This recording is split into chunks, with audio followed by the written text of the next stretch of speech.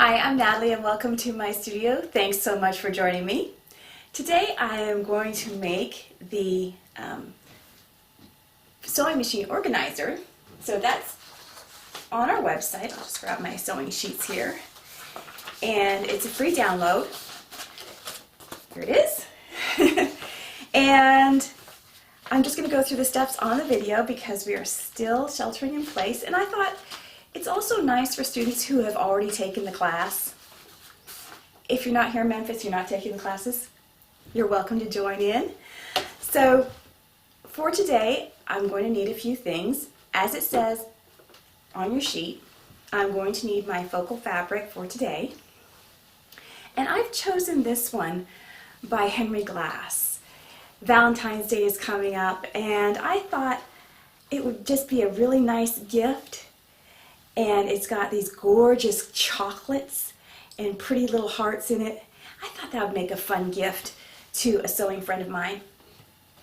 And I've got the sort of hearts theme continuing on here with the pinks and the reds. So that's going to be my pattern fabric for today. And then I've thrown in the pink.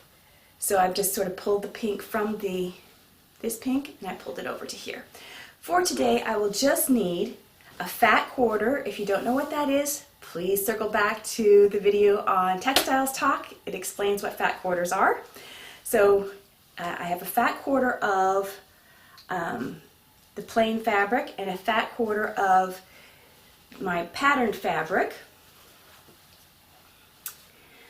And I'll put these aside. And then in addition, I needed some, isn't that scrumptious? Doesn't that just make you hungry?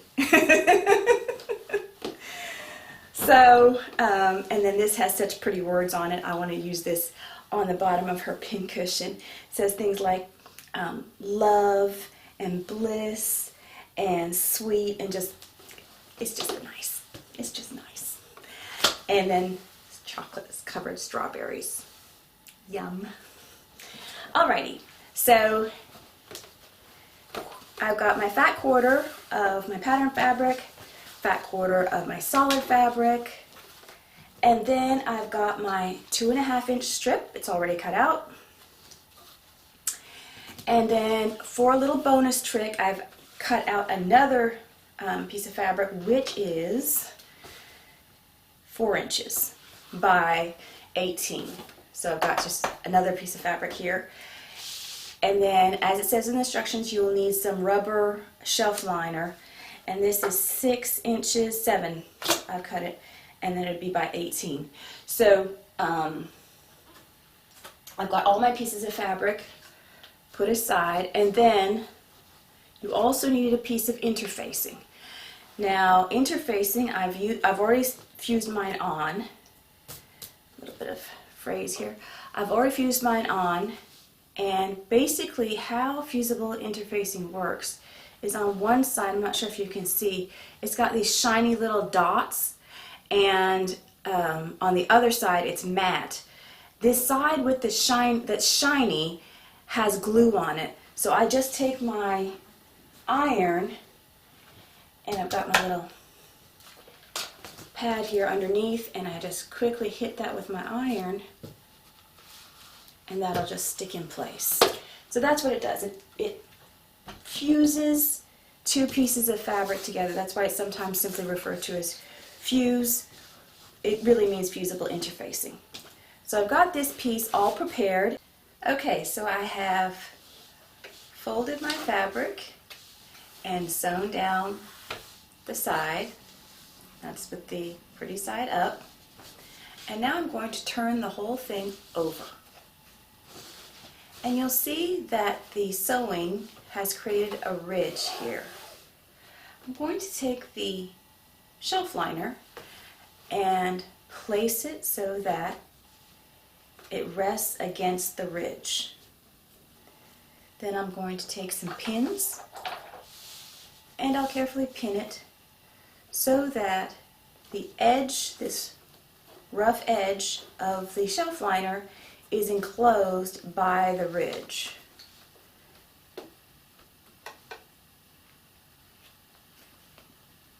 And this may take a couple of minutes. when you're pinning, so this is, if you're a novice, this you're still learning, so when I'm pinning, I pin, this is the direction I'll be sewing, so my pins go the opposite direction.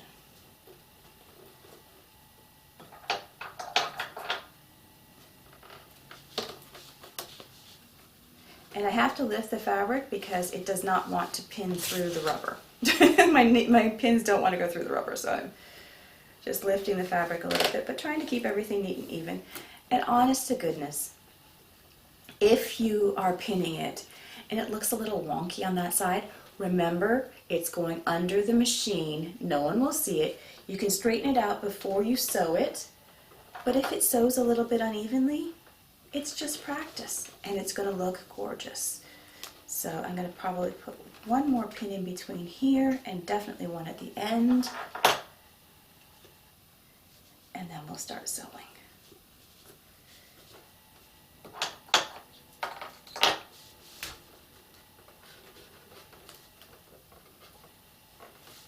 There we go. So now I'm neatly pinned up and I'm ready to sew.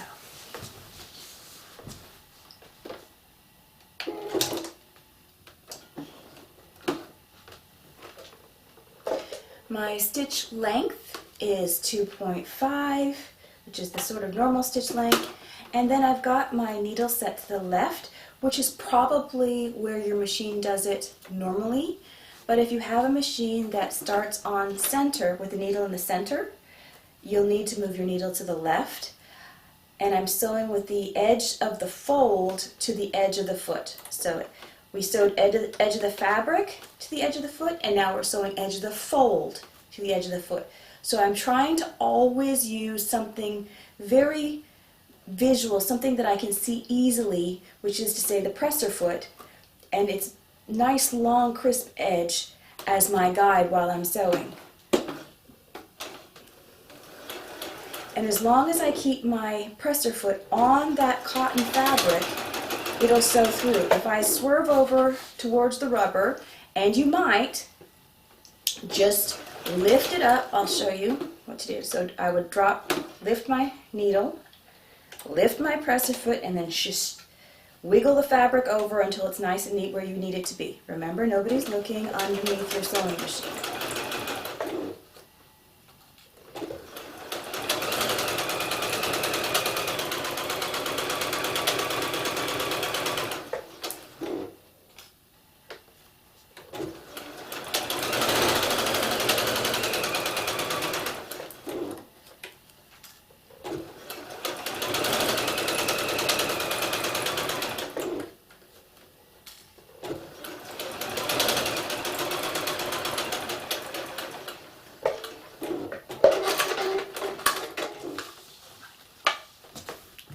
So there we have it. It's so nice and neat. It's enclosed inside, and the raw edge is covered by my line of stitching. On the opposite side, I'm going to enclose it just as I did before. But this time I need to fold it. So I have it done on this side.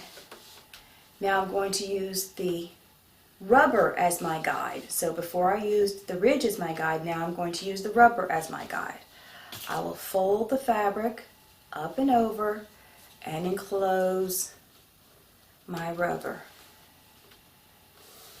There we go.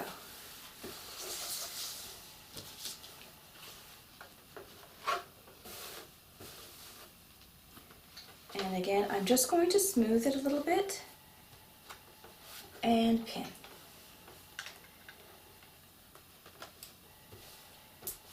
Normally it's good to keep your project flat when you're pinning, but you may need to lift it because the rubber can be a bit tricky when it comes to pinning it.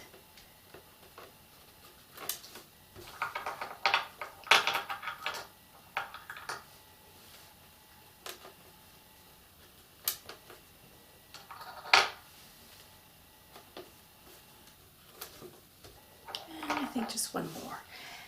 And you'll see here, the end, even though I cut this, what I thought was smoothly, it's rubber, so it's stretchy. It may have stretched out by the end, and I may not have cut it perfectly. One of those two things definitely happened. So don't worry about it. We'll just trim it off at the end. Like I said, this project is incredibly forgiving. Drop my presser foot down in place. And I am not back stitching right now. And that's unusual because I'm going to be sewing this piece to that piece so my seams will be enclosed. I don't need to.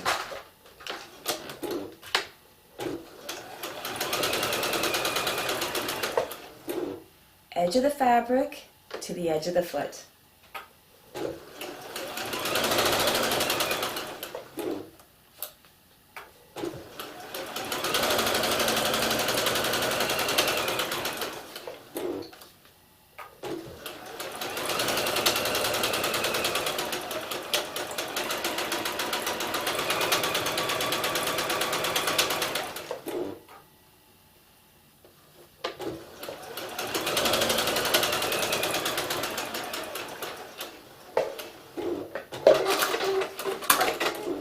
All done and all enclosed. This side goes under your sewing machine, and this rubber stops your sewing machine from slip sliding around. So most novices, beginners, and a lot of just people who love to sew have a sewing machine that's set up on a table or a desk, and it's not built into the table or the desk. So the machine can start to slip and slide if you are working on a heavier project. That is certainly the case if you are coming to class and they have those plastic folding tables that are so popular, and your machine gets on that nice slippery surface and you start working on a little bit of a heavier project. Maybe you're doing some quilting, some jeans, something like that, and all of a sudden your machine is moving around and you can't figure out why your stitches aren't going straight. So it's not you. In this case, it really isn't you. Sometimes, it is, and sometimes it isn't. So here I have it all stitched up.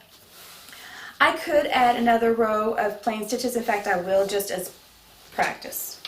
So I'm going to set my sewing machine back on center, edge of the fabric to the edge of the fold.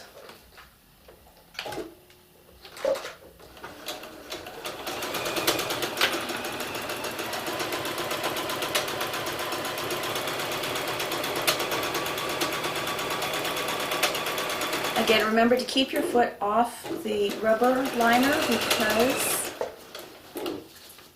otherwise your presser foot will get stuck.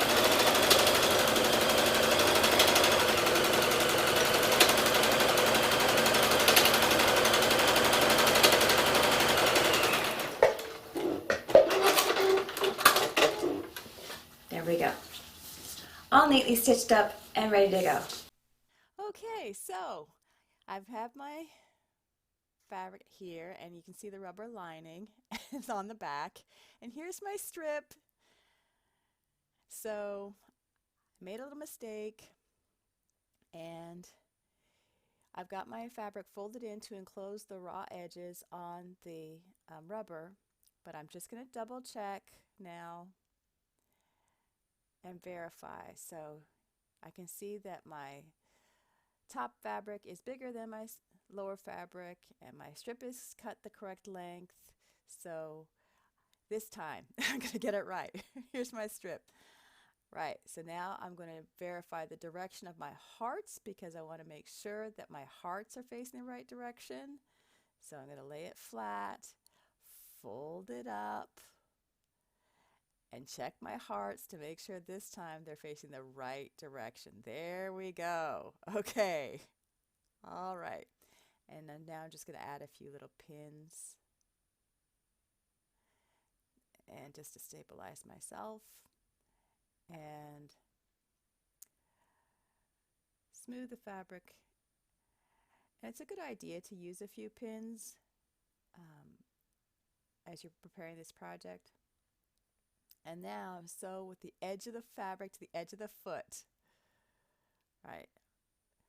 Couple little stitches forward and some stitches back, and then we sew the seam. My stitch setting is 2.5, and when you sew with the edge of the fabric to the edge of the foot, you create a 3/8 of an inch seam, plus minus. You could either call it a fat quarter inch seam or 3/8 of an inch seam, scant 3/8. but it's just a nice seam allowance size, and I find it's works well for enclosed seams. So I'm going to stitch on down to the end of my seam and backstitch. This time I've got it. All right, so now I've got my piece ready to go, and I'm going to just smooth this seam allowance down towards the solid fabric, and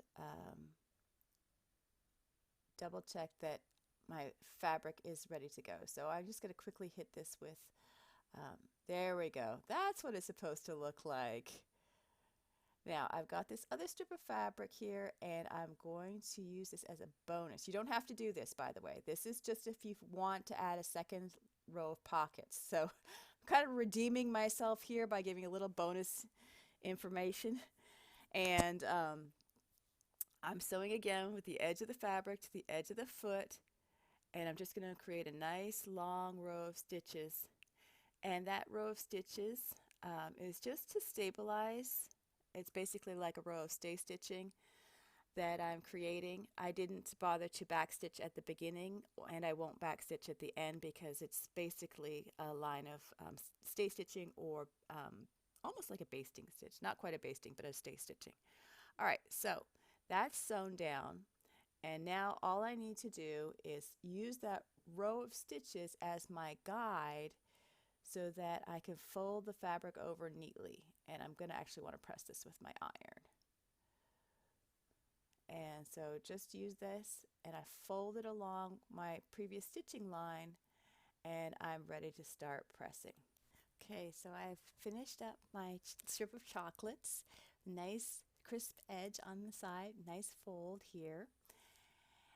And I'm going to measure down. I have a nice white line here, and to mark where I have to place it, it's 3 inches down. And I'm going to place the raw edge on the white line. And this raw white line will not show, I promise you. So you won't have to worry about this showing one little bit. Once you stitch it, it will all tuck inside, and no one's going to see. They won't see the raw edge, and they won't see the white line because I'm going to fold it up over and over later. So just go ahead and pin that on,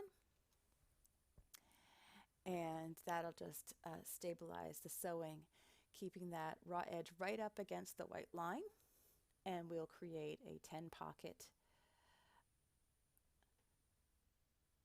organizer instead of a 5 pocket. And there we go. And now I'm ready to sew edge of the fabric to the edge of the foot. Set my stitch length to 2.5 and go ahead and sew.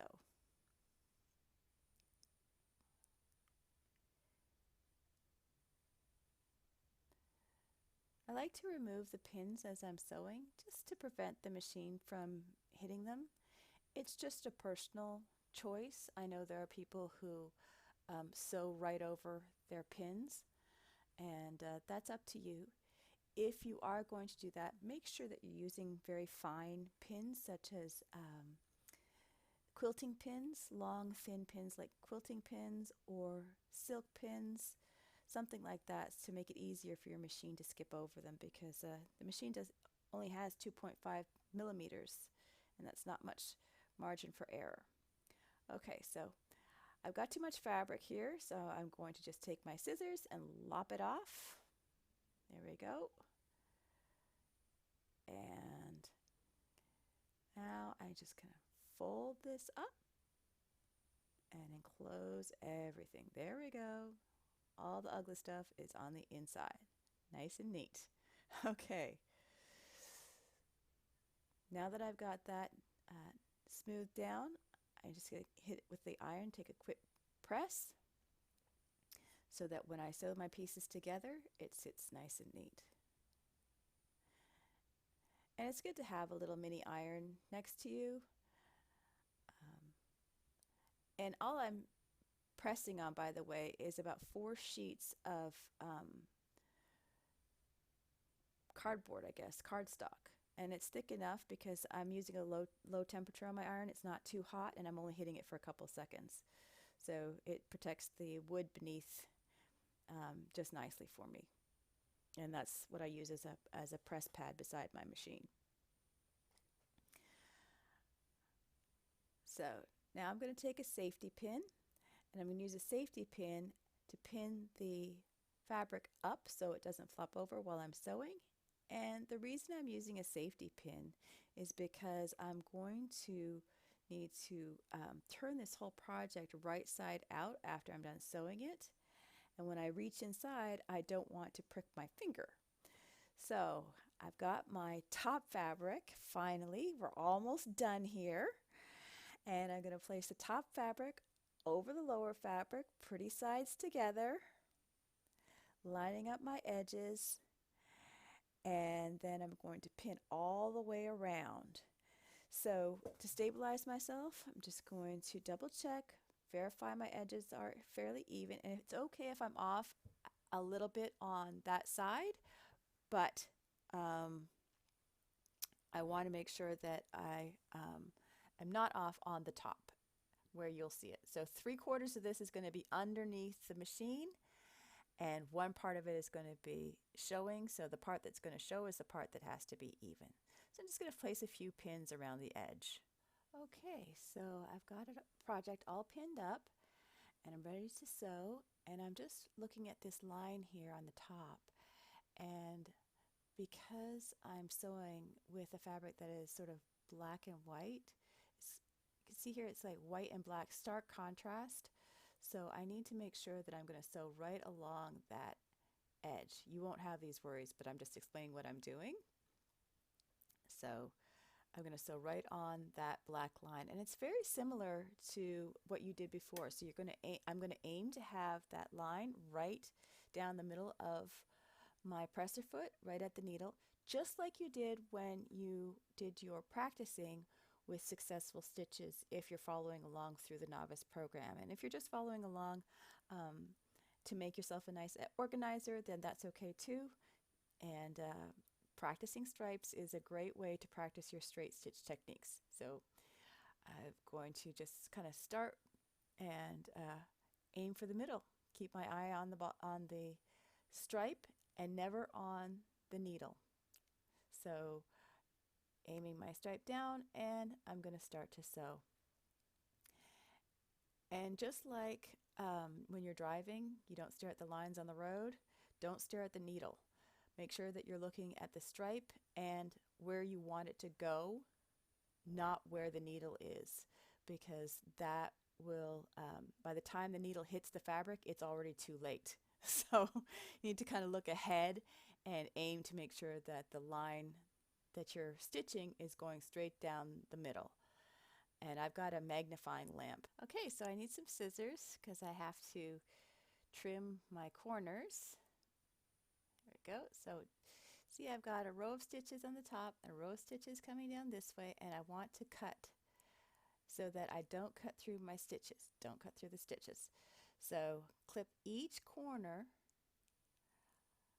and make sure that I'm not clipping through my stitches,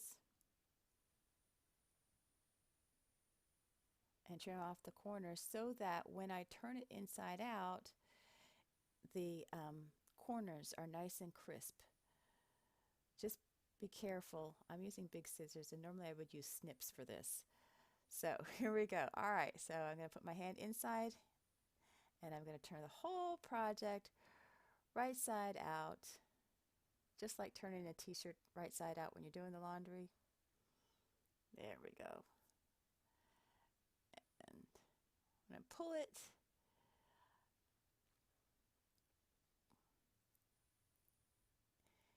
It will come out, and on one side you will see, there we go. There we go. It's coming out. So it takes a little minute. It's a little bit fiddly, but once you get it, there we go. You can see it now. It's basically done. And a right side and a bottom side. And now the only thing that remains is I have the hole at the end that needs to be closed up. So I need to fold these layers in, and then I need to pin it closed, and then I have to stitch it carefully. So just grab a pin, and I'll pin through all layers, closing the hole that I left behind when I sewed around. And the instructions are in your worksheets, your project sheets, and there's a clear picture as well.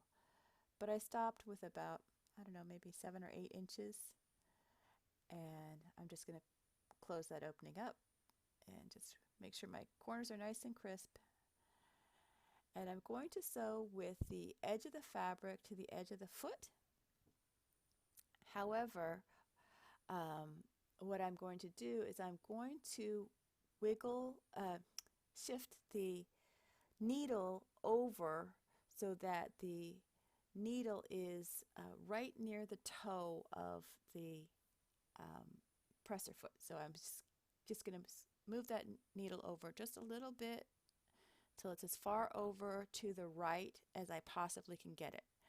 And that's going to give me a nice crisp top stitch, and that'll get me through all the layers without missing. And I have to do my little back stitches back and forth because it's going to face some pressure on the corner there. Sewing through all my layers and keeping my edge of the fabric to the edge of the foot. And as long as you keep the edge of the fabric to the edge of the foot, you'll have pretty good results with sewing. The key is to use the presser foot to your advantage. I'm having to kind of work this through neatly. Not sure why I'm getting drag, but I am. And drag, by the way, is when it feels like the fabric is kind of sticking and it's not going through as smoothly as you want it to. And I'm just going to wiggle that last corner, make sure it's a nice crisp 90-degree angle before I stitch over it. And you don't need to use a point turner or a chopstick or anything like that. It'll come through if you just wiggle it with your fingers. And once I've got that all set up, it can be a bit fiddly, but once I've got that set up, I will finish stitching over the last few stitches. And back stitch, and I'm done.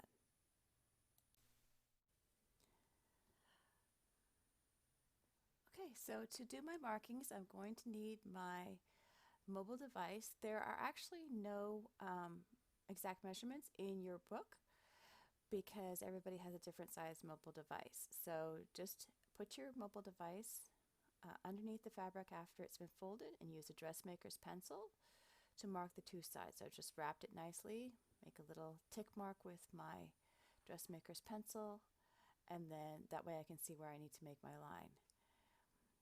And just kind of make that a little brighter. And then I need to grab my ruler and go ahead and make my lines. And then I'm going to add, so after I make the central line for my mobile device, I will go on to make a series of lines to create the rest of the pockets. So there are a total of 10 pockets.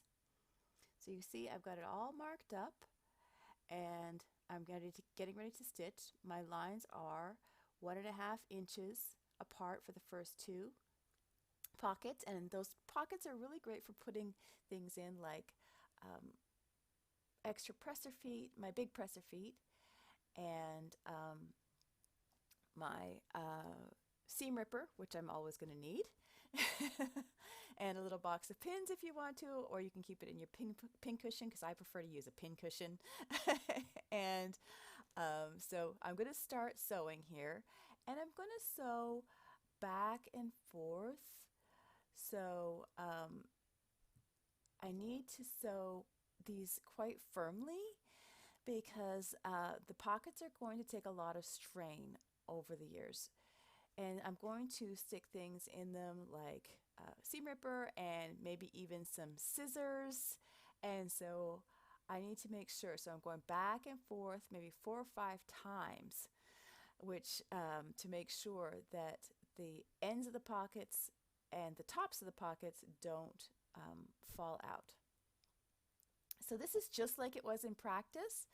You're just going to sew along and follow the lines just like you did when you were sewing the lines and you were first doing your setting up for success and threads and threading and successful stitches videos. So those are just really short videos that go with this workbook. And now I'm just going to back and forth stitch again. So this is your first project, then you're almost done, and we're going to go ahead and stitch these next few lines here.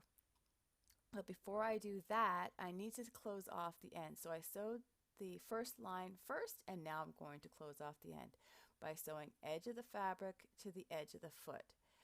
And so this is my, it can be a little stiff as you're getting started, and you may experience some machine drag because at this point the rubber, see I'm lifting it because the rubber is now in contact with either your sewing table or your machine table, and so it may get a little sticky in there.